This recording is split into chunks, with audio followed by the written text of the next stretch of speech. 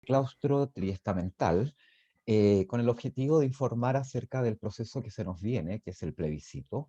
Y entonces preparé una muy breve presentación que voy a permitir compartirla para poder ordenar un poco la presentación que voy a hacer y de esa manera poder reflexionar, dialogar acerca de los temas que se van a plantear.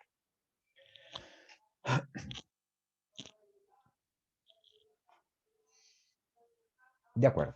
Entonces, las ideas principales que voy a desarrollar en esta exposición, que es muy breve, de 10 o 12 minutos, son los siguientes.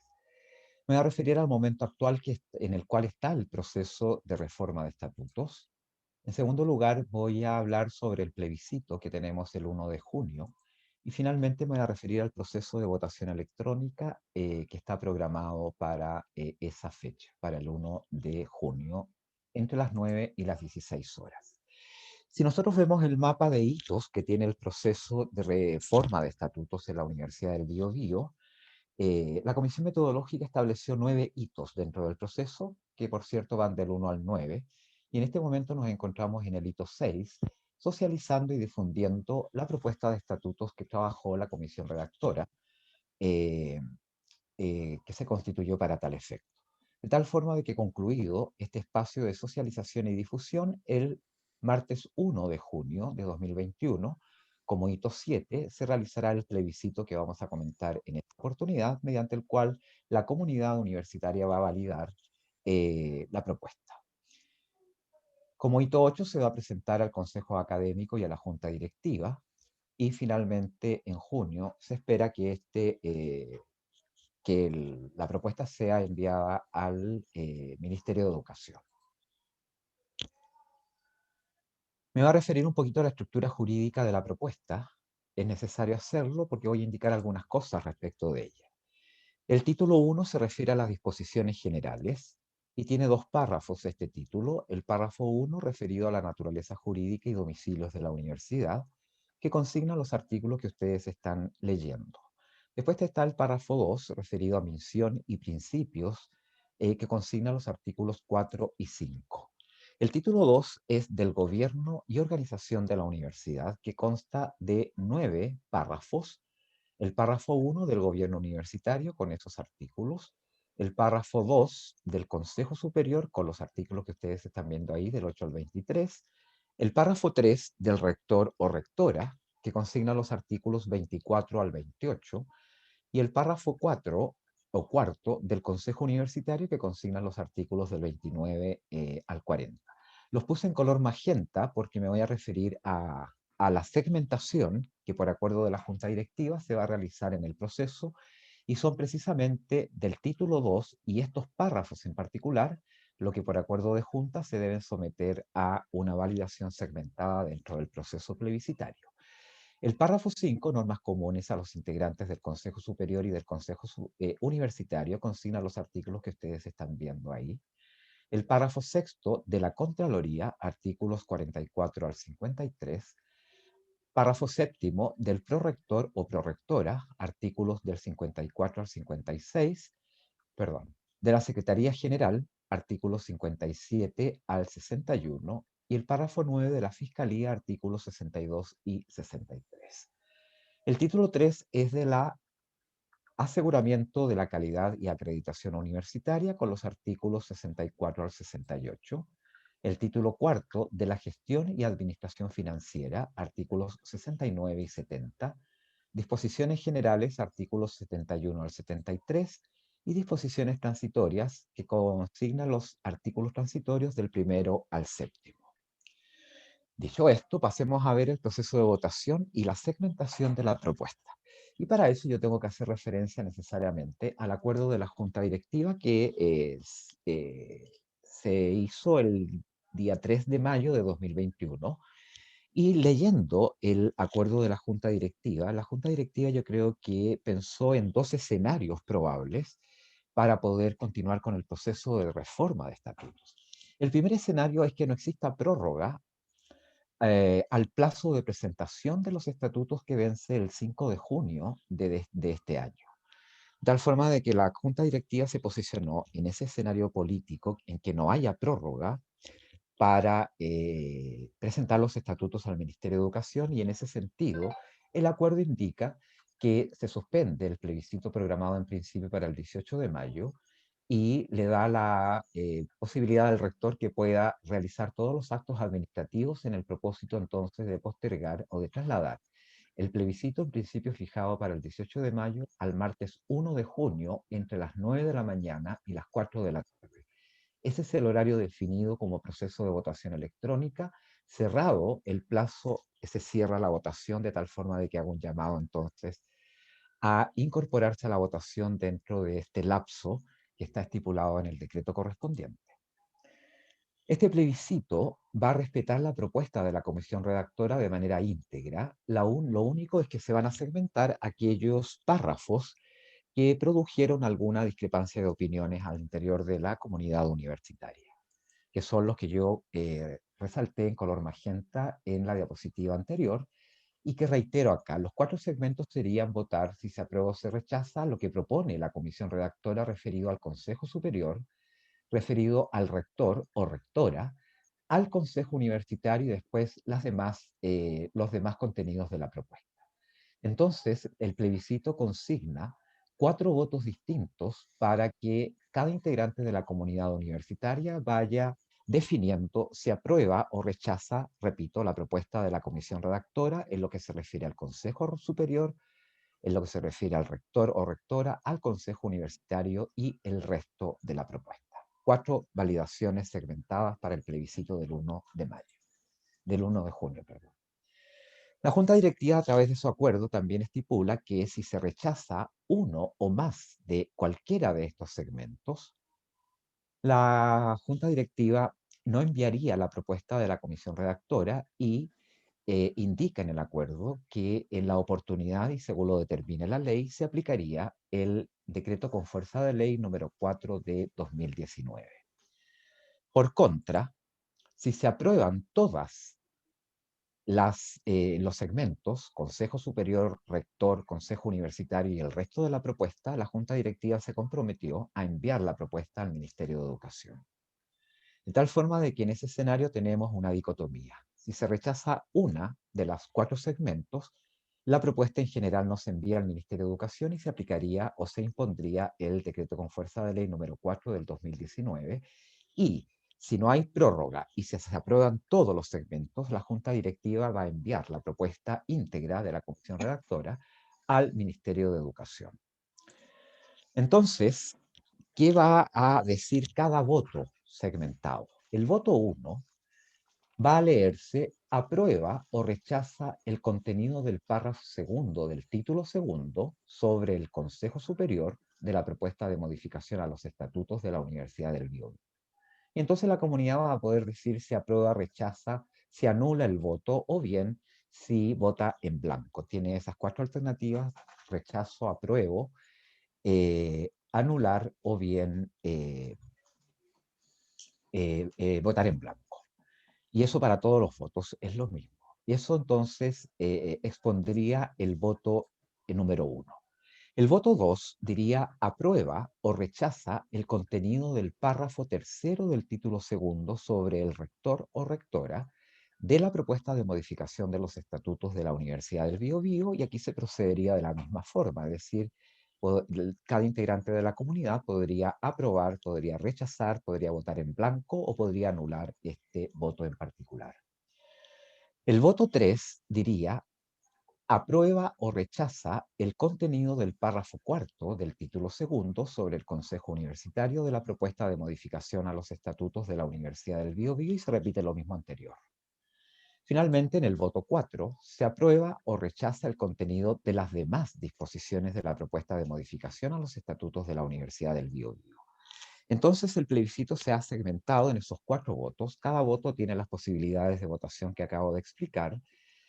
Y, según informaba ayer el director de informática, para poder acceder a cada voto se va a tener que seguir un circuito de votación en el que se van a enviar los códigos y las claves para cada uno de los votos, de tal forma de que ayer se opinaba de que esto había complejizado el proceso de votación Y se comentó además que los presidentes de los gremios administrativos iban a representar esto en el consejo académico que se está desarrollando en estos momentos para ver si técnicamente había alguna posibilidad de no hacer este circuito de votación, sino que en un solo proceso plebiscitario se pudiese acceder a los 4 votos en simultáneo y poder hacer en un solo proceso con solamente un código y otro de validación el proceso en general, y eso se está discutiendo y hasta el momento no tengo en claro qué es lo que el Consejo Académico va a decidir o va a determinar. Para ejemplificar mejor lo que acabo de decir, vamos a suponer que estamos en el proceso de votación entonces y que tenemos los 4 votos enfrente de nosotros a través de la pantalla. El voto 1 entonces se refiere al párrafo del título segundo que habla del Consejo Superior y vamos a tener las alternativas de aprobar, rechazar, blanco o nulo. El voto 2, que también corresponde al título segundo, párrafo tercero referido al rector, también las mismas posibilidades de votación. El voto 3 va a hablar sobre el Consejo Universitario y las mismas posibilidades de votación, y el voto 4, el resto de la propuesta de la comisión redactora. Entonces, si se aprueban los 4 segmentos, la Junta Directiva acordó que la propuesta se enviaría íntegra, tal cual la presentó la comisión redactora al Ministerio de Educación. Por contra, ahí están los 4 votos que vamos a disponer durante el proceso con los párrafos del título segundo que corresponden y los mismos alternativas de votación. Si una de las alternativas se rechaza por parte de la comunidad o más de una, se aplicaría de inmediato y según el Ministerio de la Ley, el decreto con fuerza de ley número 4 de 2019. De tal forma de que esa es la dicotomía a la que nos expone entonces el acuerdo de junta directiva, dado en el contexto de una no prórroga. Pero también el acuerdo de la junta directiva se desprende que también pensaron en una eventual prórroga de un año que, como decía, se está discutiendo en el Senado en este momento. En el Senado se pidió a las federaciones y a los gremios que indicaran cuántas universidades ya tienen la propuesta de estatutos prácticamente realizada, porque lo que quieren saber en el Senado es eso antes de definir qué va a hacer el Senado en términos del aplazamiento que se está solicitando. De tal forma de que en el escenario de que eventualmente se prorrogue en un año la fecha de entrega y que esta no sea el 1 de junio de 2021, sino el 1 de junio o el 5 de junio de 2022, tendríamos un año de prórroga y en tales circunstancias entonces se daría la siguiente situación. Con prórroga de un año, y si uno o más segmentos son rechazados, lo que dispone el acuerdo es que se va a convocar a una elección para constituir una tercera comisión. Y el acuerdo de la Junta Directiva establece que se pueden presentar como candidatos los mismos integrantes que constituyeron la comisión redactora y todos quienes quieran presentarse para constituir esta comisión, y se realizará un proceso eleccionario con todo lo que ello implica: la convocatoria a la elección de los representantes, la presentación de candidaturas, difusión de candidaturas, el proceso eleccionario en sí, objeciones a los resultados, en fin, todo un proceso que entonces está estipulado a través del decreto correspondiente. Esta comisión va a tener por misión adecuar, digo, el o los segmentos rechazados, de tal forma de que todo lo que la comunidad validó a través del proceso de plebiscito que vamos a realizar el 1 de junio, no se va a tocar por parte de la comisión 3, la voy a llamar así, sino que solamente esta comisión se, se dedicaría a adecuar el o los segmentos rechazados. Una vez que la comisión termine su labor, se sometería a plebiscito por parte de la universidad y de la comunidad la propuesta de la comisión 3. Los segmentos aprobados en el plebiscito anterior siguen validados y sin cambios, lo que acabo de decir, y una vez adecuados los segmentos rechazados en el plebiscito del martes 1 de junio, se enviaría la propuesta previo, plebiscito por cierto, se enviaría la propuesta al Ministerio de Educación. Esa es más o menos la situación actual del proceso de estatuto, considerando el acuerdo de la Junta Directiva de fecha 3 de mayo de 2021. Hay una consulta que se hace permanentemente en los estamentos de la universidad y es ¿quién envía la propuesta? ¿Quién tiene la responsabilidad legal de enviar la propuesta al Ministerio de Educación? De tal forma de que en esto nos rige el DFL1 del año 89 y finalmente no es ni el coordinador, ni el rector de la universidad, ni el consejo académico quien envía esta propuesta al Ministerio de Educación, sino que es la junta directiva, que es el único cuerpo colegiado mandatado por el actual estatuto vigente, el DFL1 del 89, para proponer cambios al estatuto orgánico de la universidad. De tal forma de que legalmente la única mandatada para poder enviar una propuesta de cambio de estatutos en esta y otras universidades es efectivamente la junta directiva. Aquí está lo que propone el decreto actual como calendario de plebiscito. La jornada de votación se va a realizar el 1 de junio de 9, como decía, a 16 horas. La publicación de los resultados provisorios se va a hacer el mismo 1 de junio de 2021. Dado los plazos, las objeciones a los resultados provisorios del plebiscito van a vencer el día 2 de junio de 2021 y la proclamación de los resultados definitivos del plebiscito se va a realizar el 3 de junio de 2021 y entonces, si se aprueban todos los segmentos, el 3 de junio o el 4 la Junta enviaría a Santiago al Ministerio de Educación la propuesta y si se rechaza alguna propuesta en esa fecha, se informaría que no hay una propuesta por parte de la Universidad del Biobío y en tales condiciones entonces se aplicaría el DFL4. Se han programado durante el día de hoy varias actividades y durante el receso también programado dos actividades en claustro, sabiendo que hay receso especial en esa semana. Pero la condición de receso especial y la condición de excepcionalidad del proceso de reforma de estatuto yo creo que ameritan que el proceso mismo sea lo más informado posible hacia la comunidad universitaria y en ese contexto hemos abierto estos espacios dentro del receso para que todos quienes nos hayan podido participar en las actividades anteriores tengan este espacio para poder informarse del proceso y de sus detalles. Y ahí están los horarios en que se trabajaría en cada uno de estos claustros que ya están informados a la comunidad universitaria. Eso es lo que tenía preparado como una exposición. Espero no haberme alargado en el tiempo y les agradezco enormemente la disposición y la voluntad de escucharme. Muchas gracias. Y entonces abrimos la sesión de consultas sobre dudas, aclaraciones, comentarios que cada uno de los participantes en esta sala quieran realizar. Se ofrece la palabra. Estoy-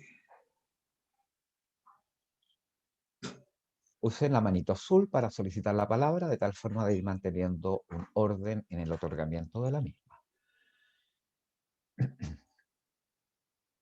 Se ofrece la palabra. ah, Luis, adelante. tengo, gracias Enrique. Tengo tres preguntas cortitas. Eh, la primera, que ignorancia mía, eh, ¿el estatuto se aprueba por mayoría simple? Sí, por el 50+1 de los votos Ya, válidamente emitidos. ok, esa era la primera.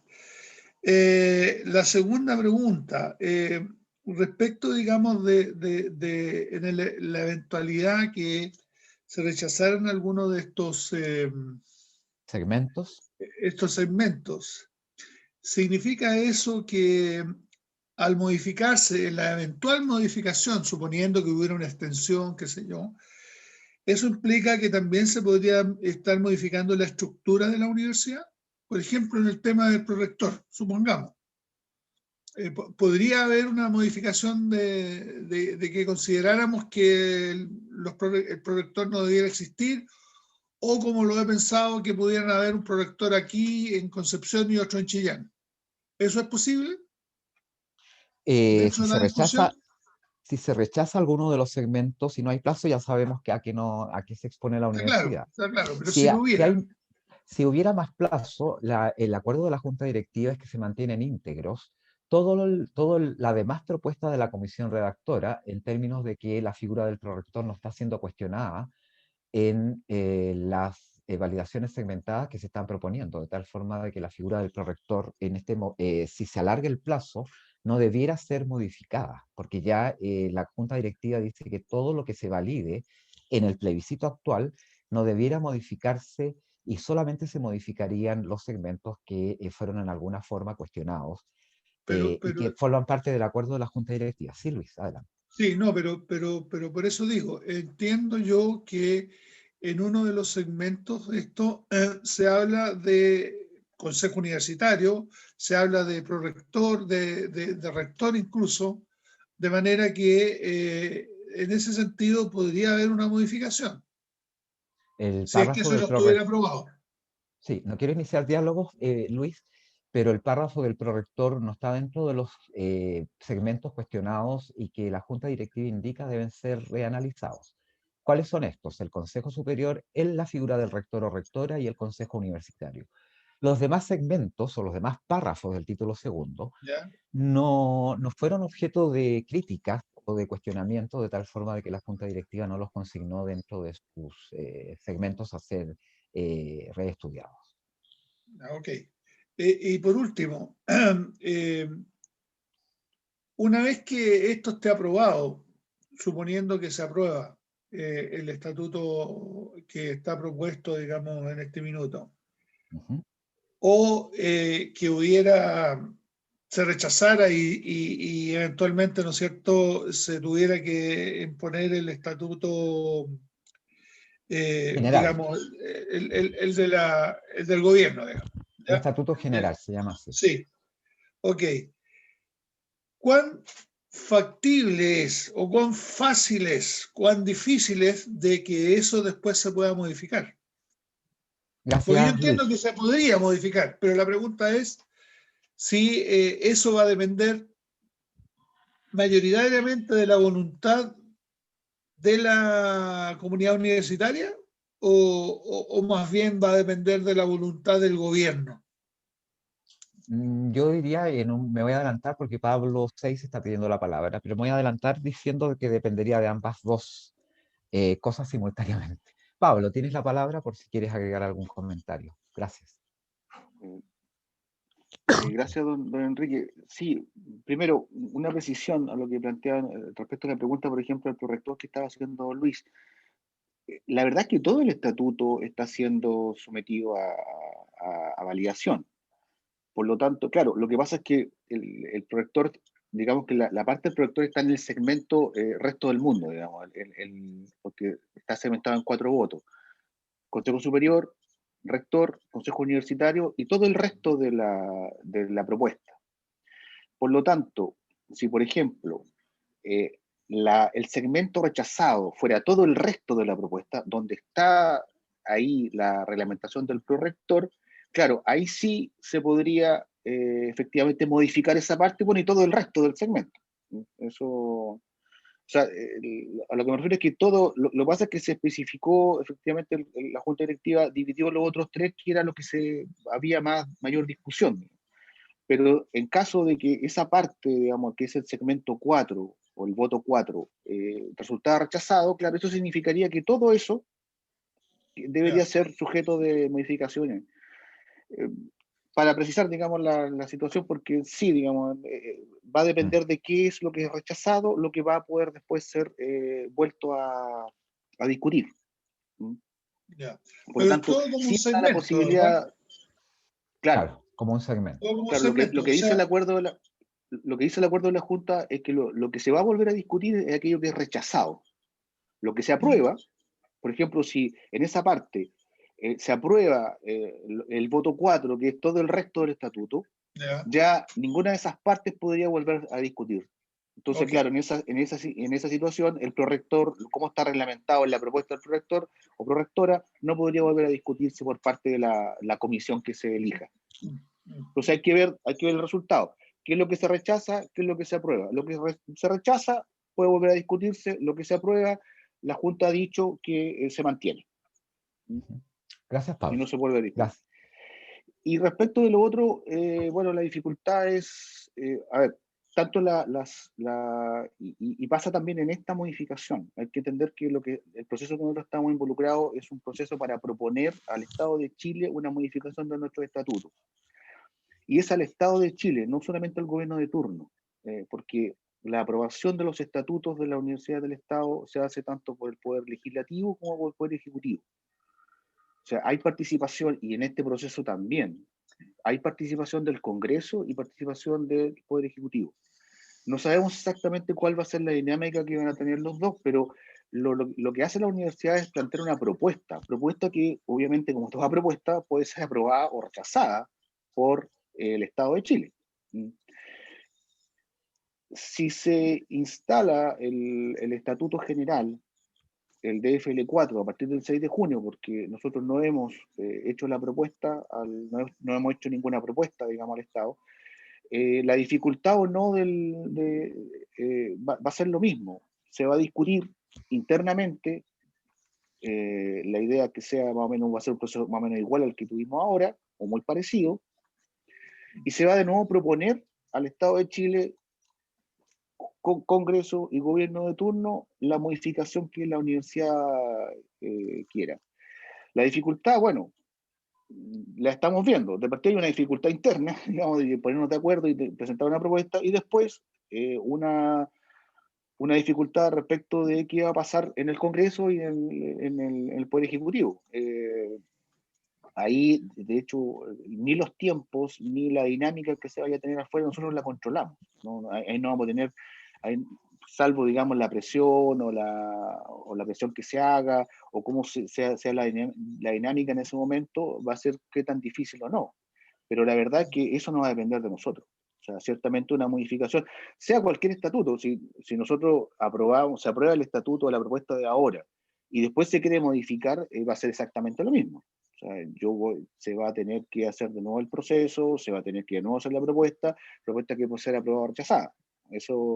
En eso, digamos, no hay diferencia entre aprobar el estatuto que tenemos actualmente, la propuesta actual, y que se instale el DFL4. En ambos casos, la universidad tiene que hacer un proceso participativo donde está toda la comunidad universitaria para poder modificarlo.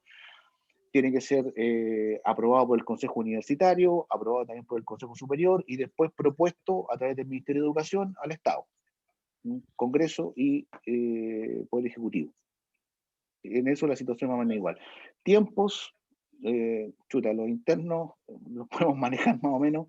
Lo que sí está claro es que si se instala el DFL4, antes de 9 meses, 10 meses, no vamos a poder plantear una modificación, ni siquiera comenzarla, porque requiere que esté instalado el Consejo Universitario para poder pensar en una modificación al DFL4, y por lo menos se nos están dando 9 meses para la instalación tanto de Consejo Universitario y Consejo Superior, pero sin tener esos dos órganos funcionando es imposible iniciar un proceso de reforma. Por lo tanto, para poder iniciarlo tenemos que pensar por lo menos 9, 10 meses a partir del 6 de junio de este año, o sea, ya para el 2022, y después ya el tiempo dependerá de cuánto nos demoremos nosotros en la universidad en establecer una propuesta, y después ya la entrega que se haga al ministerio y a ver qué resulta después del proceso con la tramitación en el Congreso y en el Poder Ejecutivo que esté en ese momento. Y las dificultades son, bueno, las propias de sacar cualquier ley. No va a ser fácil, obviamente. Gracias, Pablo. Tiene la palabra el profesor Francisco Cisterna. Gracias, Enrique Pedro, es mi primo. Bueno, buenos días a todos y a todos. Enrique, mira, yo te quiero hacer una pregunta, digamos, no solo aspectos técnicos legales, digamos, que el don Pablo lo ha explicado bastante bien. Una pregunta más bien,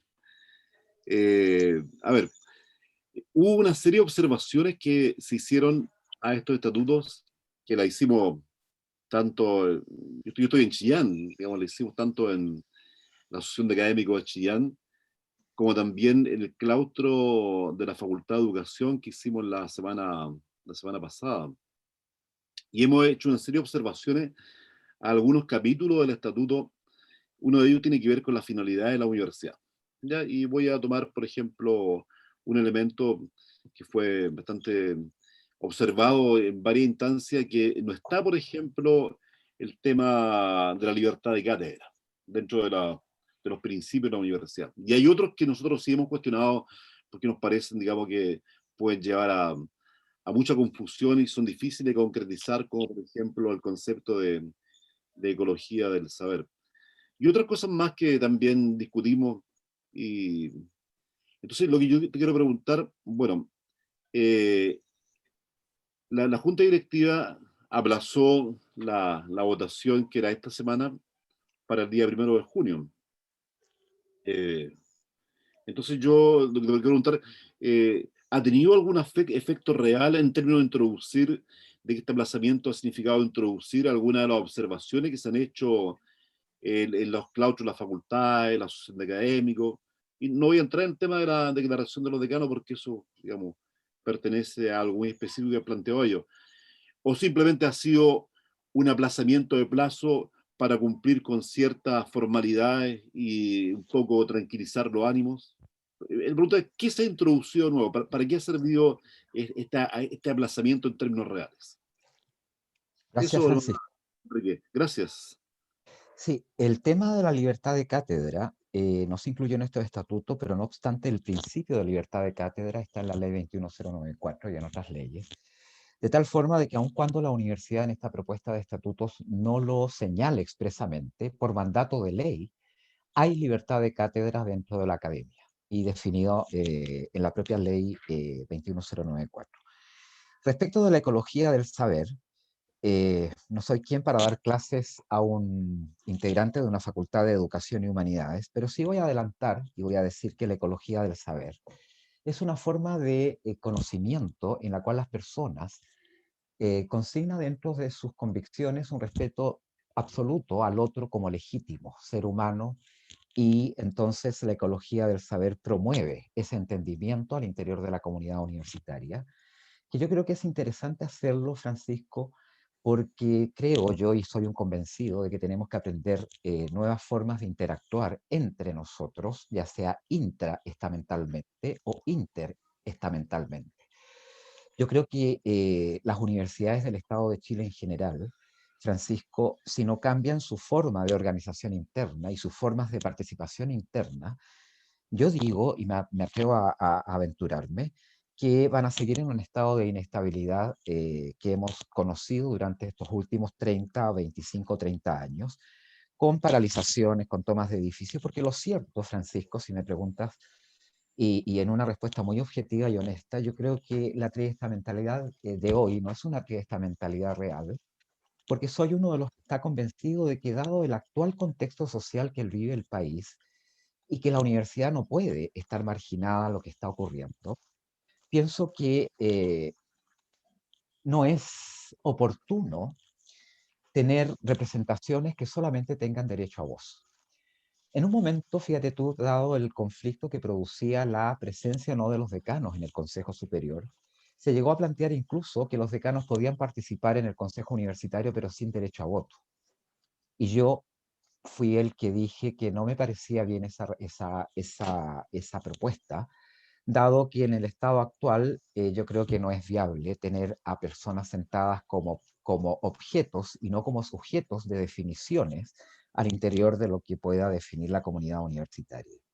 De tal manera que yo creo, Francisco, que es cierto sobre la ecología del saber y sobre este clima amoroso que nos planteaba a nosotros el difunto Humberto Maturana, y que fue de cierta forma también sometido a algún grado de burla por algunos participantes en algunos claustros, en el sentido de no del que le daba Maturana a esto del entendimiento dentro de una organización entre quienes forman parte de la organización.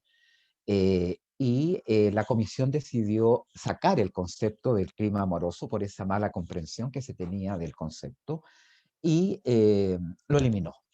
Pero la ecología del saber yo creo que es importante desarrollarla, porque creo que en eso está un poco el entendimiento al que podamos llegar los integrantes dentro de la comunidad universitaria. Existe mucha desconfianza de parte de los estudiantes en relación con los académicos, cosa que a mí personalmente me incomoda. También existe desconfianza desde el ámbito administrativo hacia los académicos, cosa también que yo creo que nos debe hacer reflexionar.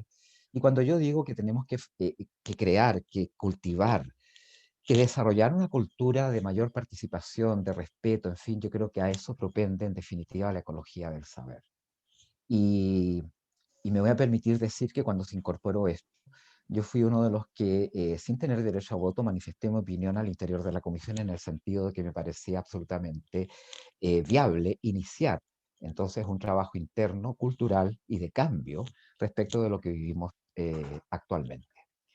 Eso, Francisco. Enrique, mira, disculpa, pero está bien, tú has dado tu visión del tema. Podemos discutir muchísimo sobre esto en términos filosóficos, si tú quieres, pero no es el ánimo de esto. Tú vas a decir dos cosas nomás. Primero, creo que tú no me has respondido lo que yo te pregunté. Digamos, que la pregunta era si se había incorporado, digamos, lo que había surgido de Ah, los propios ámbitos académicos a la discusión en términos de saber para qué habían servido objetivamente estas 2 semanas extras. Y lo otro que te quiero sí. plantear es que cuando nosotros planteamos el tema de la ecología del saber, lo hicimos pensando no solamente en un punto de vista académico, sino muy práctico. ¿Y sabes por qué? Por lo siguiente, porque cuando tú declaras en los principios de la universidad que vas a incluir un concepto tan amplio como ecología del saber, donde metes no solamente cuestiones de corte académicas, sino emocionales, religiosas, espirituales, eso conlleva un riesgo. Y lo dijimos. ¿Y sabes cuál es el riesgo, no? Es muy concreto. El riesgo es que cuando te vienen a acreditar, los pares acreditadores te pueden decir, bueno, ¿y en qué parte de la malla curricular, en qué parte el perfil de egreso, en qué parte, digamos, de los planes de desarrollo están incluidos estos aspectos que usted está incorporando? Que son los aspectos, por ejemplo, tan difíciles de poder objetivar y que ahí están como son todo el ámbito de la espiritualidad o el ámbito de la religiosidad o las creencias populares. Entonces la observación que te hago no es una observación que yo esté en contra de eso, para nada. Mira, yo digo una cosa, yo fui colega de Maturana, compartimos docencia y lo mismo magíster en la década del 90 en la UNCE, así conozco muy bien a Humberto Maturana, lo conocí.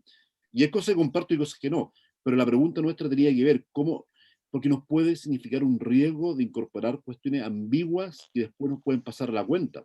Nos pueden pasar la cuenta y nos dicen, bueno, ¿y en qué parte de su asignatura usted está, digamos, expresando estos elementos que son la transversalidad del currículum? Entonces, no es solamente una observación de carácter filosófica general, sino con cuestiones concretas que vemos, o sea, que nosotros estamos viendo que nos pueden implicar, digamos, amarrarnos con cosas que después no vamos a poder cumplir. Gracias, Francisco. Eso, Enrique. Gracias. Respecto de qué significó, enseguida Isabel y Pablo concedo la palabra, ¿qué significó el alargue? Significó lo que estamos viendo hoy día, que la comunidad va a poder, digamos, decidir en libertad qué cosas aprueba y qué cosas rechaza. Eso significó el alargue. Significó dar los espacios, no para modificar la propuesta, sino para dar la posibilidad de que la comunidad pueda definir lo que cuestionaba en libertad y poder rechazar o no la propuesta segmentada. Eso significó el alargue. Y respecto de los procesos de acreditación, la verdad de las cosas es que los criterios de acreditación han ido cambiando en el tiempo. Y yo he escuchado una voz muy fuerte que está diciendo que, por ejemplo, la perspectiva de géneros podría ser otro elemento de acreditación. Entonces, este estatuto, Francisco, no está pensado para mañana. Está pensado para que todos en comunidad trabajemos en conjunto, armónicamente, para ir desarrollando los conceptos que propone la propuesta. Yo sé, hay una cosa que no me gusta del actual estatuto, es que precisamente es un estatuto que obvia muchas situaciones, que nos ha tenido, yo creo que a todas las universidades del Estado de Chile un poco amarradas de manos en términos de poder evolucionar hacia otros cánones de convivencia interna universitaria. Y la Universidad de Chile fue la única que logró, y porque tenía el santo patrono Lagos, ¿verdad?, para poder modificar sus estatutos, pero para el resto de las universidades del país ha sido prácticamente imposible modificar lo que tenemos actualmente. Entonces, después de 30 años de conversaciones, de diálogos, etcétera, se logró generar la ley 21094, que, mira, en mi opinión personal, no satisface todo lo que yo hubiese querido avanzar en términos de democratizar la universidad, de hacerla más participativa, pero es lo que quedó, porque aquí hubo muchos intereses particulares en juego. estaban los intereses de los rectores, los intereses de las propias comunidades y otros intereses políticos que se introdujeron también en la discusión de la formulación de la ley 21094.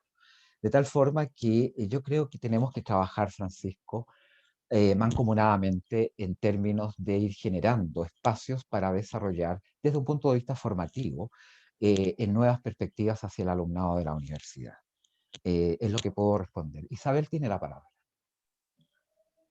Y como para responder un poco o aclarar un poco lo que dice Francisco, eso se conversó bastante porque veíamos que había muchos conceptos, incluso los de las leyes, que no se veían de manera explícita en los programas, ni se veían reflejados en los programas.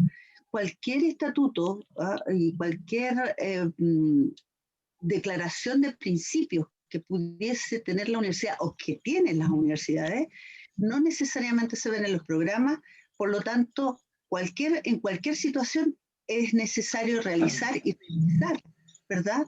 Nuevamente los programas para ver cómo se van a ir ajustando.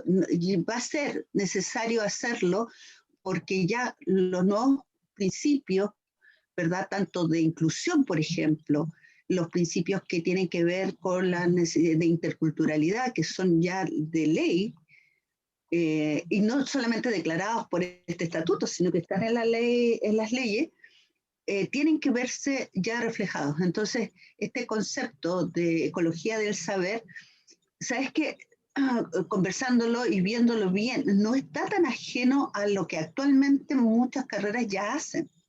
El tema es que se aplica pero no se explicita. Entonces está ahí y es cosa de formalizar y reflejarlo nuevamente y revisar los programas, pero eso se va a tener que hacer sí o sí. O sea, independiente a este estatuto o lo que sea. Esa modificación se tiene que hacer porque la acreditación igual va a cobrar.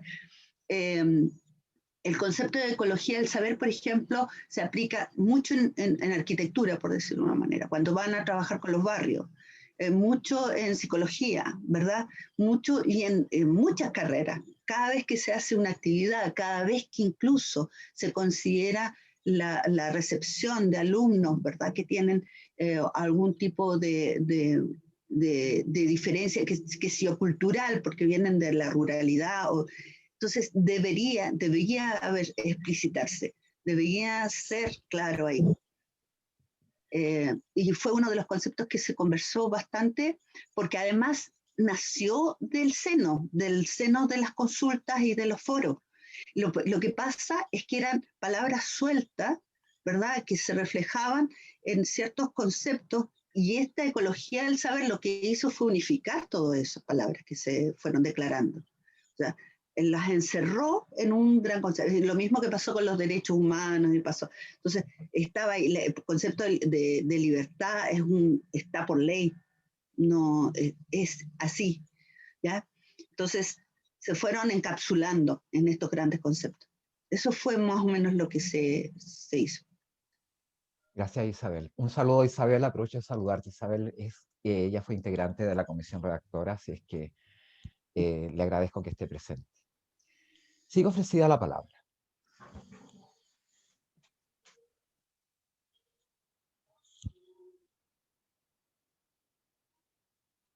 Sigamos conversando, colegas. Importante dialogar. Todas las dudas que ustedes tengan es el momento de hacerlas para que vayamos al plebiscito informados para poder votar.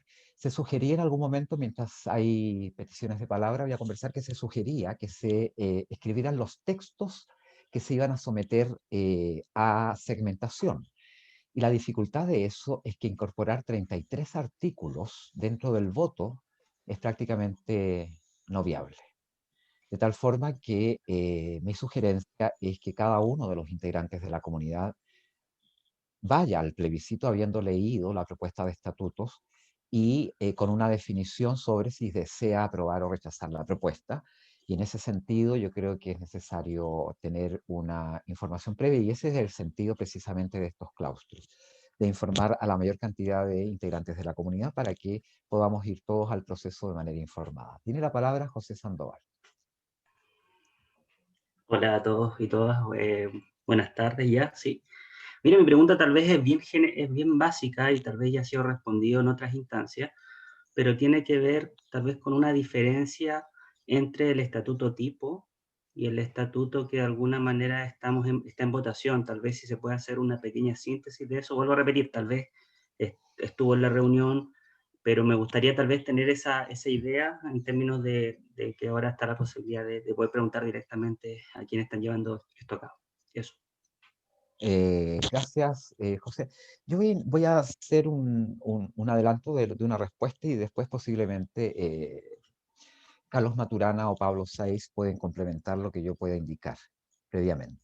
Lo primero es que el DFL4 es un estatuto que surge de la misma manera como surgió el estatuto que actualmente nos rige, es decir, sin ninguna participación de la comunidad en términos de definir el contenido del DFL4, sino que fue impuesto verticalmente hacia abajo a las comunidades universitarias que no cumplieran con el objetivo de tener una propuesta de modificación de los estatutos para las respectivas universidades.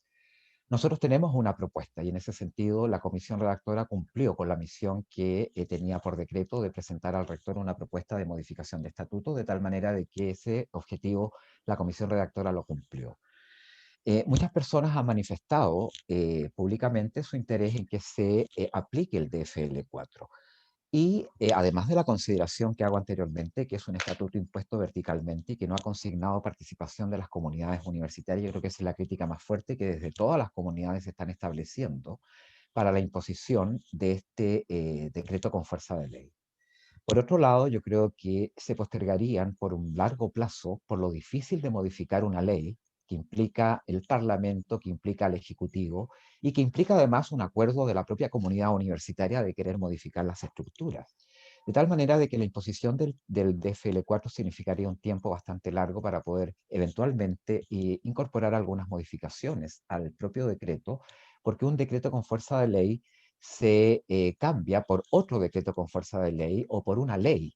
Y entonces por eso digo que en esto está involucrado el Ejecutivo y el Legislativo, y en ese contexto, José, yo creo que la comunidad queda dependiendo de las voluntades políticas del gobierno de turno en este caso, o bien del Parlamento, y son discusiones muy demorosas que significarían un tiempo muy largo para poder modificar los estatutos. De hecho, de las 18 universidades estatales que existen en este momento, solo una ha podido modificar los estatutos y fue la Universidad de Chile porque tenía algunos elementos a su favor que podían entonces favorecer el cambio.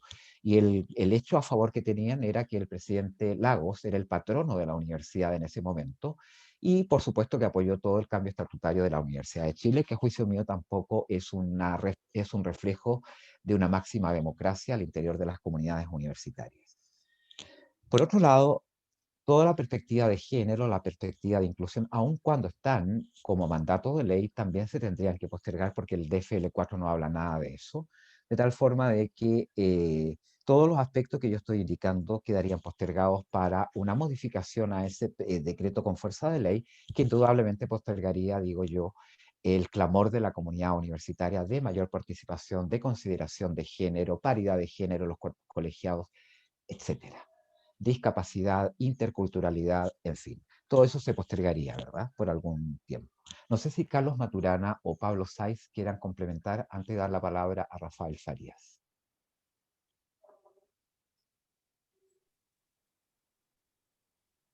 Pablo, Carlos, adelante.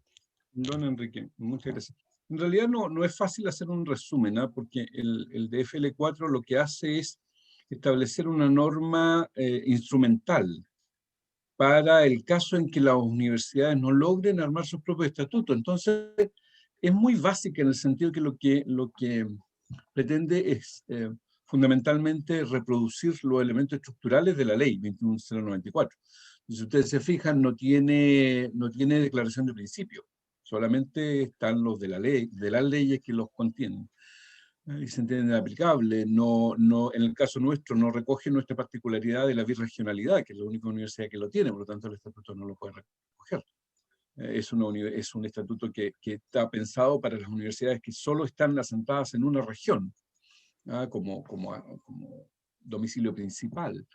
La estructura de poder, la distribución del poder fundamentalmente en la relación entre consejo académico, o sea, consejo superior, consejo universitario y rector es bastante tradicional. La integración del consejo universitario es estrictamente en los términos que establece la ley, es 2/3 creo que son 10 académicos, 2 administrativos, 2 estudiantes, sin ninguna particularidad, ¿ah? Todos elegidos, no hay ninguno que sea designado por ningún cuerpo ni nada, y todos son elegidos en forma por votación popular, si lo queremos llamar, y no tienen ninguna representación específica. Entonces, yo diría la gran diferencia es que el Estatuto de la Universidad del Biobío recoge las especificaciones de las características particulares de la universidad, bien o mala, porque eso es lo que tienen que resolver ustedes, pero hablando solamente de una propuesta que se hace. Trata de recoger esas especificidades de la universidad, adecua la normativa a nuestra cultura interna, o intenta adecuarla a nuestra cultura interna, no así el Estatuto General, que es simplemente una norma de carácter instrumental. No hay referencia más específicas a la comunidad universitaria, a los temas de la fiscalía, por ejemplo, no está, porque eso no está en la ley. El estatuto tipo, que se le llama, solamente toma lo que está estrictamente ordenado en la ley, no establece otras incorporaciones que son propias de cada realidad. Muchas gracias, Enrique. Gracias, don Carlos. Sigue ofrecida la palabra. Rafael Farías. Pablo, sí, adelante, perdón. Sí, no me quiero reiterar, sí también señalar que una diferencia que es importante o que puede parecer como importante son las atribuciones que se dan a los cuerpos, como dijo bien Carlos. El estatuto tipo solamente se refiere a Consejo Superior, Rector, Consejo Universitario y Contralor. Son las únicas autoridades que están reguladas y prácticamente lo que hace es repetir las normas de la ley, de la 21.094, de ley estatales. No señala mayores especificaciones, claro, con los detalles establece, en el caso del Consejo Universitario, la cantidad de miembros y que van a ser todos elegidos. Pero respecto a las atribuciones del Consejo Universitario y las atribuciones del Consejo Superior, son también la reproducción de la ley. Por lo tanto, hay una serie de atribuciones que el Consejo Universitario, si es que se instala el DFL4, no va a tener. Que la propuesta que se fueron discutidas en el seno de la comisión redactora y que se establecieron y que tienen que ver con la vía universitaria, que el Consejo Universitario que se instale en virtud del DFL4 no va a tener, no va a tener decisión. Y ahí nos vamos a tener que también entrar a discutir, bueno, quién va a tener esa decisión. Creación de departamentos, por ejemplo, todo lo que tenga que ver con materia de estructura, no está entregado al Consejo Universitario.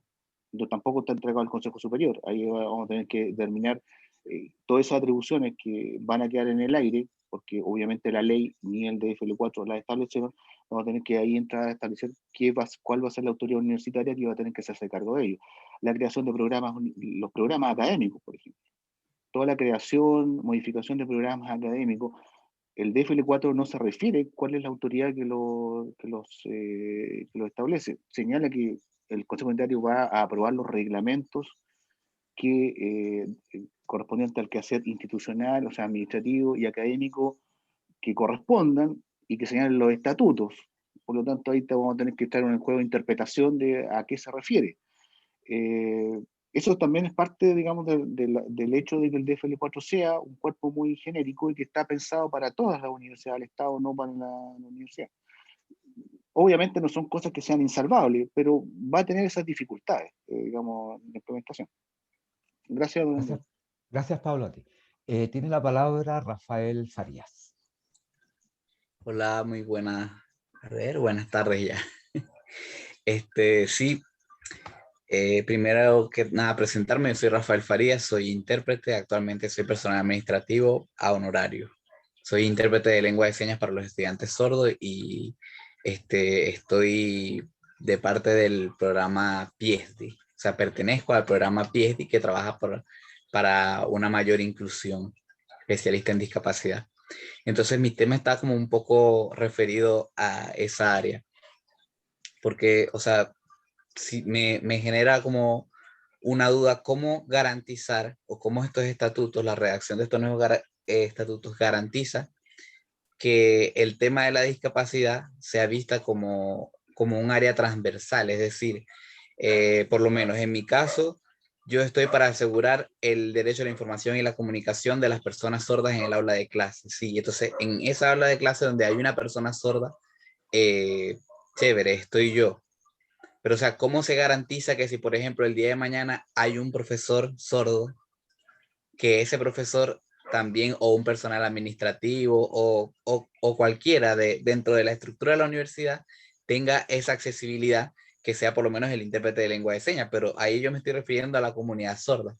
Pero lo mismo ocurre, por lo menos, las barreras de las personas sordas son comunicacionales, pero también hay barreras estructurales para las personas con discapacidad física o musculoesquelética. También hay barreras actitudinales, que son las barreras que muchas veces se presentan con más frecuencia, que son cuando las personas no tienen mucho conocimiento sobre cómo hacer. Entonces, ¿cómo actúo? Tengo un estudiante o tengo, no sé, tengo un profesor que tiene esta discapacidad, ¿cómo puedo actuar yo? Entonces, los estatutos, a mi parecer, o sea, deberían garantizar que en estos estamentos, en estos órganos de gobierno, exista, no solamente hable de la inclusión, como ya hemos visto que habla de la inclusión, sino que alguien que pueda, no sé, o un órgano que pueda asegurar cómo esta inclusión puede ser efectiva realmente en todos los, o sea, transversalmente, como digo, en todo, en la parte académica, en la parte administrativa, en la parte estudiantil. Y, y sea así integral de todas las discapacidades, de todos los ajustes razonables que hay que hacer en virtud de la Convención sobre las personas con discapacidad, y todo eso sea aplicado. Es como mi inquietud, lograr que en estos estatutos esto no sea pasado por alto, porque veo que menciona la discapacidad en ciertas partes, pero ¿cómo? ¿O mediante qué órgano? ¿O cómo garantizar? ¿Será que falta allí alguien o un órgano que esté vigilando eso realmente? Es mi intervención. Muchas gracias. Es una muy buena pregunta, Rafael. No sé si Isabel quiere intervenir antes que yo. Tiene pedida la palabra. Precisamente que aparezca el principio de inclusión, especialmente en la discapacidad, es precisamente para que luego con las normas internas se vaya gestionando toda esta bajada real, práctica, ¿verdad?, sobre cómo se va a actuar en las situaciones de discapacidad. Que si yo, la capacitación de los académicos, la enseñanza podría ser enseñanza de señas, en las formas de que nos comunicamos de manera interna. De hecho, en la misma comisión era interesante porque yo les decía, yo soy tengo mucha falencia visual. Entonces, de pronto ponían las presentaciones y decía, ya, no, pero súbanle el tamaño, suban todo, y hablando de inclusión, porque uno no se da cuenta, ¿verdad?, como acostumbrado a hacer las cosas de una misma manera, cómo afecta a los demás y cómo tiene que sortear, las personas tienen que sortear esas barreras. Entonces, es necesario, es imprescindible otorgar una dimensión distinta y una forma de entender la educación, ¿verdad?, de manera diferente. Y ahí también se conecta con esta ecología del saber, si también todo está conectado. O sea, en el fondo, cómo nosotros nos hacemos cargo de esa situación, cómo nos enfrentamos y nos capacitamos para ello. Estando como ley, ya no podemos obviarlo, se hace evidente. Eso, básicamente. Gracias, Pero, Isabel. Voy a complementar un poquito la pregunta de Rafael, en el sentido siguiente. Rafael, tengo una experiencia personal que para mí fue maravillosa. Yo doy un curso de biología celular y molecular en la universidad y tuve en mi aula de clase a una alumna no vidente. Y sabes tú la dificultad que yo pensaba que podía tener al enfrentar el grupo curso con una persona con evidente estado en situación de discapacidad. Fue todo un desafío. Entonces tomé unos talleres por ahí de diseño universal de aprendizaje, en fin, una serie de cursillos que me permitieron a mí, fíjate, vislumbrar la docencia desde otra perspectiva y me di cuenta recién que había sido tan exclusivo en la docencia que yo estaba desarrollando. Y me permitió a mí aprender, y ese aprendizaje se transformó, en definitiva, en acciones concretas en el curso. Entonces me pregunté cómo puedo enseñar una asignatura que es eminentemente imagenológica, es decir, basada en imágenes, a un estudiante que no puede ver las imágenes que yo estoy presentando. Entonces dije, voy a trabajar con modelos. Entonces, efectivamente, la estudiante ingresaba al grupo curso, incluida dentro del grupo curso, como una persona normal, o como otro integrante de la asignatura, y le iba consultando a ella, a esta persona, respecto de la materia que yo estaba pasando, y permíteme que te diga, Rafael, y por eso encuentro tan interesante tu pregunta, porque yo creo que, y debo decirlo, este estudiante fue el tercer rendimiento en mi asignatura.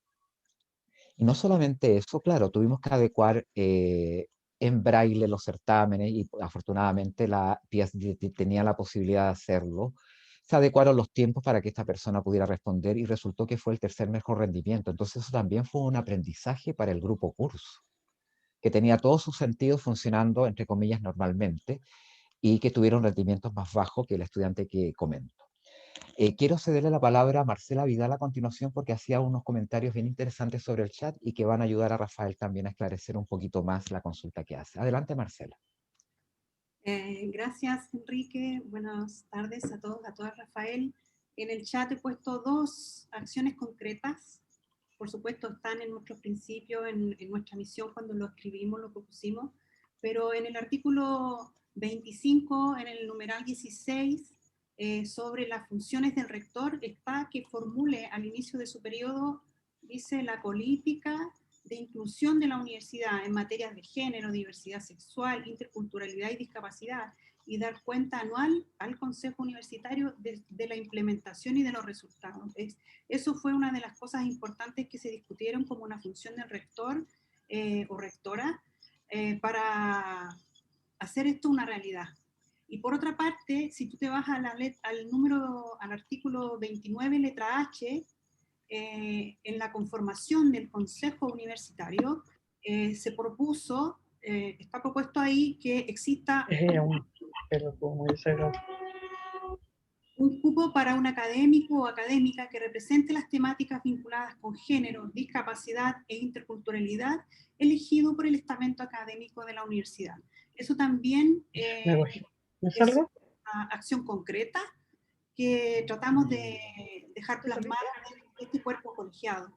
Así que en este momento me acuerdo de eso, pero hay muchos otros puntos dentro del estatuto que si tú lo lees, está muy transversalizado este tema en particular. Gracias. Gracias a ti, Marcela. Aprovecho de saludar también a Marcela, que también fue integrante de la comisión redactora, representante del gremio de académicos de Chillán. Así que un saludo para ti, Marcela. No sé si se contesta esto. Y fíjate, Rafael, voy a agregar una sola cosita.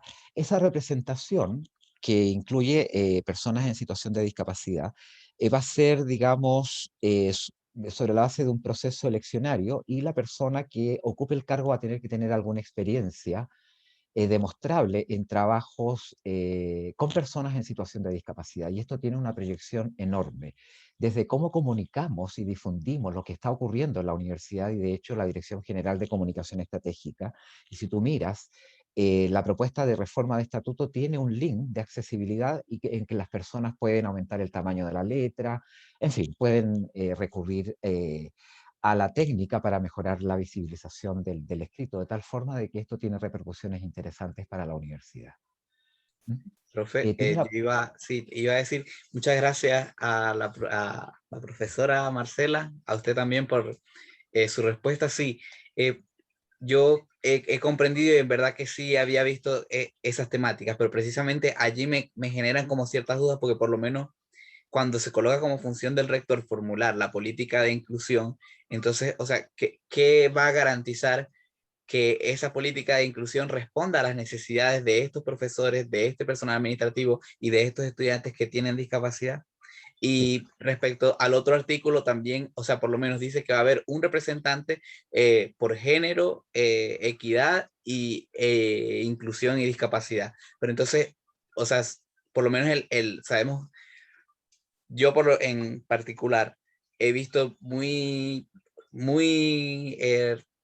relevante el trabajo que ha realizado la dirección de género, que siempre nos están enviando correos, siempre están realizando muchas actividades y en verdad es un trabajo muy loable. Entonces, por lo menos estas personas tienen como mucho conocimiento en el tema de género, pero hay otro grupo que tiene, o sea, que se ha abocado más al conocimiento del tema de la discapacidad. Entonces resulta que, o sea, como que se juntan los temas y es como un poco complejo saber cómo se va a abarcar todo o si la persona, o sea, si está bien distribuido de esta manera o no. ¿Será que tenemos que colocar uno por inclusión y por discapacidad y uno por temática de género? O sea, son como las interrogantes que se me ocurren.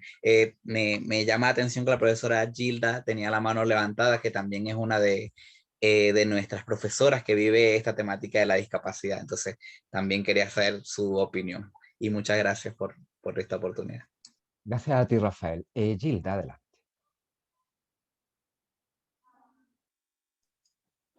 Bueno, la verdad que no escuché tanto, pero justo me habían llevado al baño y no alcancé a escuchar todo. Lo que sí, yo igual tenía la misma duda de Rafael en el sentido de que cómo, o sea, yo sé que, o sea, todo esto se ha hecho, yo lo he hecho en el sentido de que hay una política de inclusión, o sea, que no todo, que no quede, no dependa de la buena voluntad del profesor, que un alumno tenga el derecho a recibir la información, por ejemplo. Ahora, yo también tengo una duda con respecto a esos los cupos, porque según lo que yo entiendo, son 2 cupos para género, para interculturalidad y para discapacidad, y son 2 cupos, ¿no? Estoy equivocada. Es un solo cupo. Un solo Para cupo. Exactamente. Y quiero explicar por qué llegamos a eso, porque también yo quiero ser muy transparente. Llegamos a eso porque la primera propuesta de la comisión redactora era tener cupos de representación separados para inclusión, para género y para interculturalidad. Y esa era la propuesta de la comisión en un principio.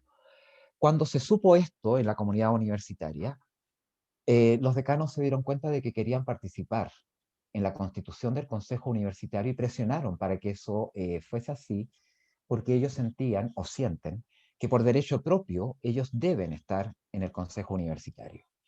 Entonces, como la presión existió, la comisión redactora dice, nos abrimos a el planteamiento de los señores decanos y entonces vamos a tener que sacrificar los cupos separados de interculturalidad, de género y de inclusión.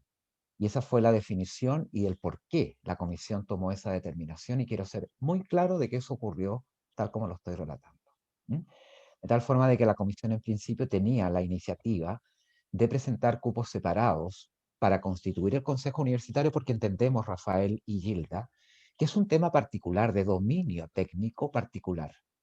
Pero lo que se pretende es que en el momento de elegir, en esta nueva circunstancia en donde hay una sola representación para estas 3 líneas conceptuales transversales a la universidad, indudablemente que en la elección entonces, que va a ser democrática, participativa, etcétera, deberemos elegir a un representante que ojalá tenga la experiencia en los 3 aspectos que están conjugados para una sola representación. La decisión inicial de la comunidad, de la comisión, era incluir cupos separados, pero lamentablemente el proceso se vio sometido a las presiones que relato y hubo la necesidad de cambiar la propuesta inicial. Gilda quiere decir algo.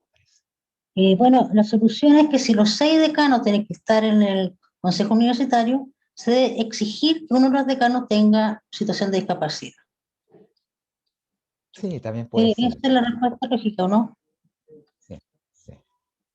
Sí, profe, yo también considero eso, o sea, sacrificar así como una cosa por otra. No sé si no pudieran estar todos, si pudiera estar un representante de la decanatura y un representante de las personas con discapacidad independientemente, no sé, del estamento que represente, pero que pueda, digamos, llevar esas cosas, porque por lo menos la profesora Gilda de seguro tiene como una visión y un enfoque muy distinto al que pudiera tener de pronto Fancy, que es la persona que está en la dirección de género sobre la discapacidad. De pronto le preguntamos a la profesora Gilda qué propuestas tiene ella respecto a género, y ella no sabría manejarlo de una manera tan amplia y compleja como lo sabe manejar de pronto Fancy. Lo mismo el trabajo que está haciendo la profesora también, Jacqueline Angulo, desde la parte de discapacidad, pues ha sido un trabajo muy excelente, y pues, o sea, que eso se quede así como que, bueno, tenga que ser uno u otro, pues también,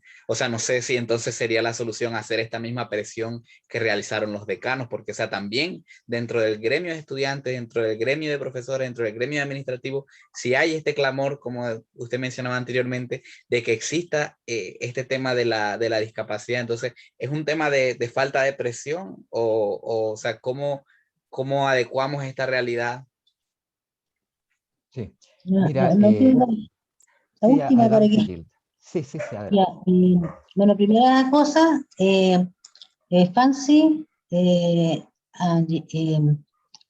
Jacqueline y yo, eh, eh, si bien es cierto, estamos como, entendemos todo en forma general, digamos, no en forma técnica, bueno, la Jackie sí, porque yo también, bueno, en el fondo, yo lo de la discapacidad lo he aprendido hace 3 años, de ahí antes no tenía idea, pues.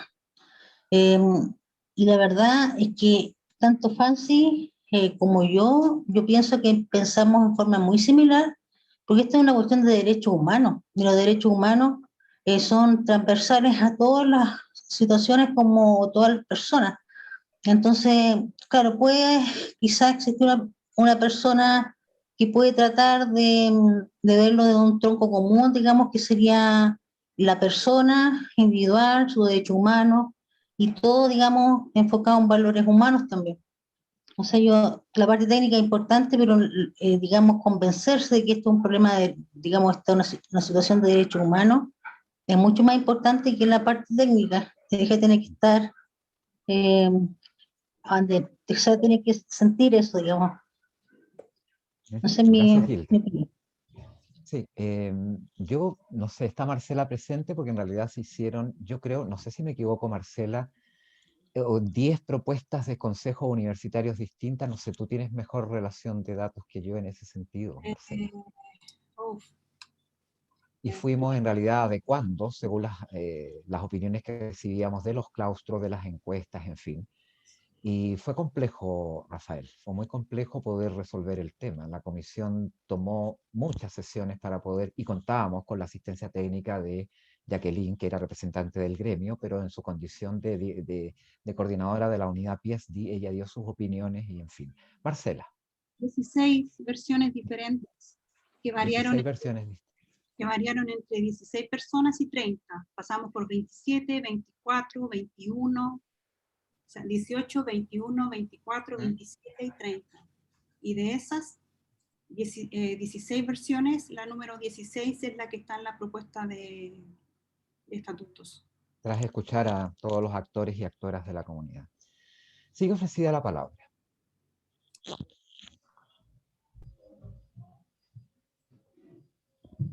Isabel. Sí, yo tengo una pregunta que me han hecho varias veces y no sé exactamente responderla adecuadamente, entonces me gustaría, si está Pablo o Carlos por ahí, me dieran una respuesta. Me han preguntado muchas veces que si el Estatuto General de FL4 fuese elegido, ¿qué tan difícil sería recuperar el doble domicilio? Esa es la pregunta que me han hecho y me gustaría saber de Pablo o de Carlos, no sé si están por ahí. Sí, están. Y entonces Pablo parece que va. Adelante, Pablo.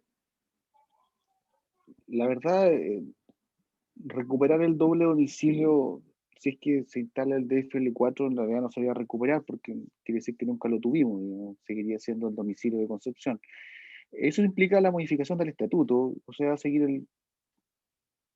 Lo que pasa es que lo he repetido hartas veces, me ha gustado que calme, pero va a seguir la misma lógica de reforma de estatuto que si se instala el DFL4, no hay ningún señalamiento de domicilio, significa que tendríamos que mantener el domicilio que está establecido actualmente en nuestro estatuto, o sea, Concepción, derechamente, mientras no lo modifiquemos.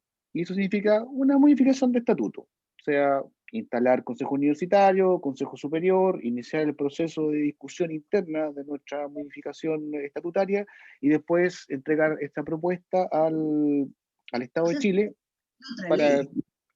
No hay ninguna diferencia. A ver, nuestro estatuto actual y el que nosotros pretendemos sea nuestro nuevo estatuto es una ley o un decreto con fuerza de ley. El DFL4 es un decreto con fuerza de ley. Eso significa, la diferencia entre una ley y un decreto con fuerza de ley es que uno lo dicta, las leyes las dicta directamente el Congreso y los decretos con fuerza de ley son dictados por el Poder Ejecutivo, pero con autorización del Congreso. Para que el presidente de la República pueda dictar un decreto con fuerza de ley, tiene que tener una ley anterior del Congreso que lo haya autorizado para hacerlo. Normalmente es autorizaciones que por norma constitucional no duran más allá de un año. O sea, se autoriza al Ejecutivo para dictar una norma que va a tener rango legal, va a valer igual que una ley, pero que la dicta el Poder Ejecutivo con autorización del Congreso, que ha sido normalmente la forma en que se han aprobado los estatutos de las universidades del Estado. Si uno revisa, digamos, los estatutos que rigen a las universidades del Estado, prácticamente todos, creo que salvo la de los Lagos, que no fue así, todos son decretos con fuerza de ley. Eso significa que si yo los quiero modificar, los tengo que modificar o por una ley o por otro decreto con fuerza de ley. Pero eso implica que el Congreso a lo menos va a tener que autorizar al presidente de la República o la presidenta de la República que esté, digamos, en ese momento, a dictar ese decreto con fuerza de ley. Por lo tanto, el procedimiento es el mismo. Cualquier modificación a nuestro estatuto, sea que aprobemos la propuesta nuestra o entre a regir el DFL4, tienen el mismo sistema de modificación. Es que yo pensé que al estar en la naturaleza jurídica era distinto. Eso es No, yo si quiero cambiar los principios, lo mismo. Si quiero cambiar la integración del Consejo Universitario, lo mismo. Si quiero cambiar el domicilio, igual. O sea, cualquier cambio, aunque sea menor al estatuto que se apruebe, sea como el DFL4 o que se apruebe una propuesta de la universidad, sigue el mismo régimen. No importa que sea, ahí no hay un tema de diferencia de que esto es poquito y esto es mucho. Por eso normalmente cuando se quieren hacer modificaciones, se aprovecha de discutir todo y hacer una modificación inmediatamente grande, porque si no, si voy a estar cambiando por pedazos, es más problemático. Y por eso también es difícil, después de que se instala un estatuto, después modificarlo. Pero es lo mismo, si quiero sacar un artículo, es lo mismo que si quiero cambiarlo completo, el procedimiento va a ser igual. La única diferencia es que obviamente es mucho más fácil internamente ponerme de acuerdo en la modificación de un artículo que en modificar todo el estatuto. Pero la tramitación externa es exactamente la misma. Y la interna también, porque aunque quiera cambiar un artículo, ese artículo igual va a tener que ser un proceso participativo de toda la comunidad universitaria, ser aprobado y llevado adelante por el Consejo Universitario y después ser aprobado por el Consejo Superior para así poder ser llevado, digamos, la propuesta a Congreso y Poder Ejecutivo de turno. Gracias, Pablo. Tiene la palabra y estamos casi cerrando el claustro. Jorge Saavedra. Adelante, Jorge. Hola, buenas, muchas gracias por esta instancia y las otras también en las que he participado. Estaba justamente el tema donde la profesora Gilda.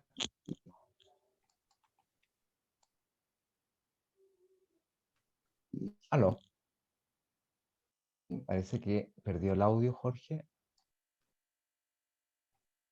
Jorge, ¿estás por ahí? Parece que se nos cayó la conexión. De lo más comentaron. Ahí. Y me expectaban que no deben haber sido muchas. Perdón, no sé. Estoy No ahora se de te escuchó. Sí, por favor, Jorge, porque no se escuchó nada. Tienes problemas de audio, ¿eh? Sí, hay un problema de audio en la conexión de Jorge y estamos teniendo dificultades para poder escucharlo. Vamos a darle un Ahora, minutito. ¿sí? No, se te escucha entrecortado, no se entiende nada, Jorge. Intenta sacar el Pero vídeo y a lo disculpen, mejor... ya, ahora voy a colocar espero que me escuche mejor, si no voy a colocar la consulta en el chat. Mejor, porque Si me sigue están escuchando, me pudieran escuchándose... indicar. Sí. Mejor, Jorge, ponle en el chat y ahí podemos ver quién responde a la consulta. Gracias. Gracias a ti. Esperamos entonces que Jorge nos haga la pregunta por el chat, la respondemos y concluimos la sesión de esta mañana.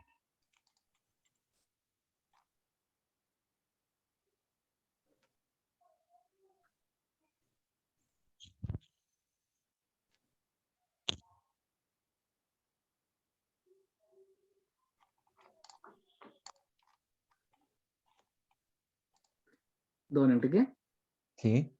mientras Jorge hace su pregunta, quisiera consultar algo breve. ¿De qué forma cree usted de que si en el caso hipotético de que se prorrogue el plazo y se tenga que crear una tercera comisión redactora, cómo se podría asegurar de que se respete ese trabajo triestamental y no se cuestione?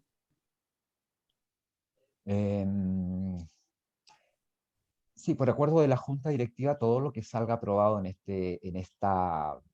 este plebiscito no debiera ser sometido a modificaciones. Solamente debiera ser sometido a modificaciones, si se da un año de prórroga, aquellas propuestas que fueron cuestionadas y que la Junta Directiva determinó que fuesen segmentadas y validadas separadamente, y son el Consejo Superior, el Rector y el Consejo Universitario. Si saliera rechazado, por ejemplo, la constitución propuesta por la comisión redactora del Consejo Universitario, se conformaría esta comisión, se reestudiaría la constitución o las atribuciones o las incompatibilidades para pertenecer al Consejo Universitario, pero sería lo único que sería abordado por la Comisión 3, que se crearía para este efecto. Pero los temas que sean aprobados en este plebiscito no debieran ser modificados durante el trabajo de la Comisión 3. Creo que con eso respondo a Felipe. Y Jorge dice, cuando ustedes generaron las propuestas finales, a ver, se me movió el chat. Cuando ustedes generaron las propuestas finales, tuvieron que considerar posiblemente muchas otras propuestas. ¿Cuál fue la metodología para aceptar unas y rechazar otras? ¿Y en qué parte uno puede ver transparentemente esos procesos de decisiones? Bueno, Jorge, eso está en las actas que están publicadas en el sitio web. Yo te invito a visitarlas porque ahí están definidos todos los procesos de definición a través de votaciones, sistemáticamente en cada uno de los aspectos que están considerados en la propuesta que se presentó. Marcela está solicitando la palabra, que seguro quiere complementar lo que acabo de decir. Adelante, Marcela. Sí, Jorge, yo te puedo comentar de que dentro de la comisión redactora generamos 4 grupos de trabajo o subcomisiones. Y yo coordiné la subcomisión de gobierno universitario en donde se generaban estas propuestas. Entonces, partimos sobre la base de la propuesta fundamental tratada por FAWESH, que fue adaptada a la situación de nuestra universidad. De ahí en adelante, cada vez que iba llegando un nuevo documento, había una discusión en una reunión, se tomaban las actas y esta subcomisión se reunía, hacía modificaciones y las presentaba nuevamente a la sala para su consideración. Entonces, hicimos esas reuniones reiteradas, a veces eran casi tardes completas solamente destinadas a estos puntos.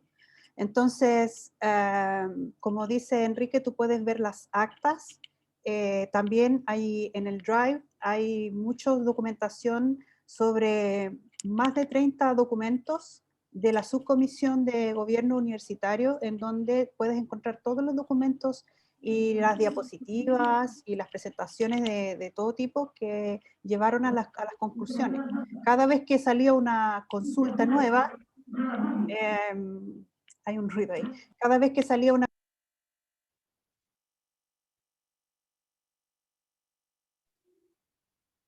Muteada, Marce. Nadie me dijo nada.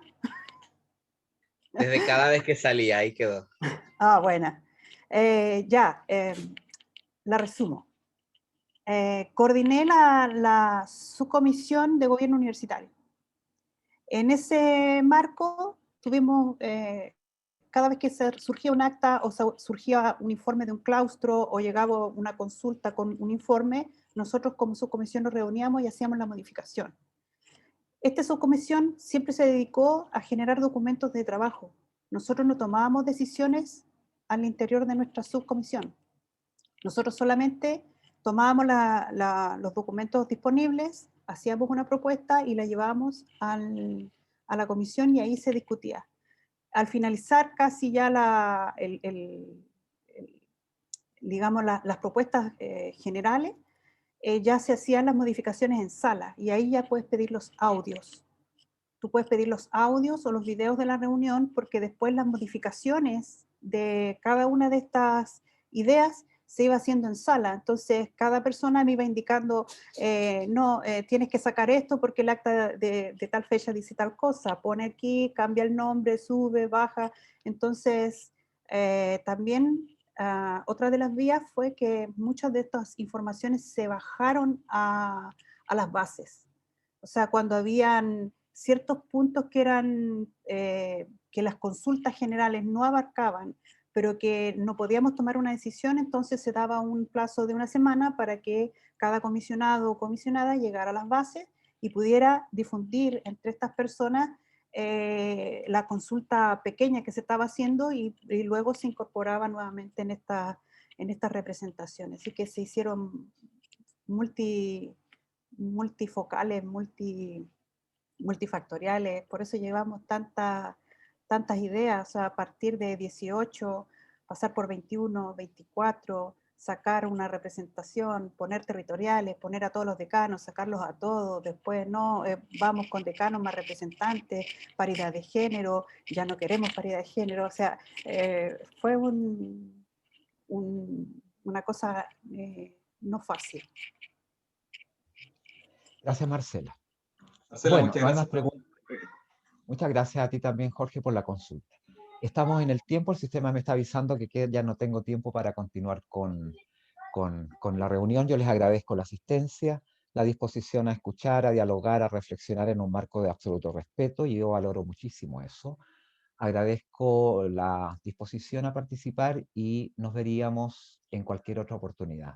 Por la tarde continuamos a las 3 de la tarde, así que si cualquiera de ustedes quiere volver a participar y hacer otras consultas que emerjan desde sus bases, en fin, están invitados a las 3 de la tarde entonces a incorporarse a un nuevo diálogo sobre la reforma de estatutos. Que tengan un lindo día y un gusto de saludarlos a todos y a todas.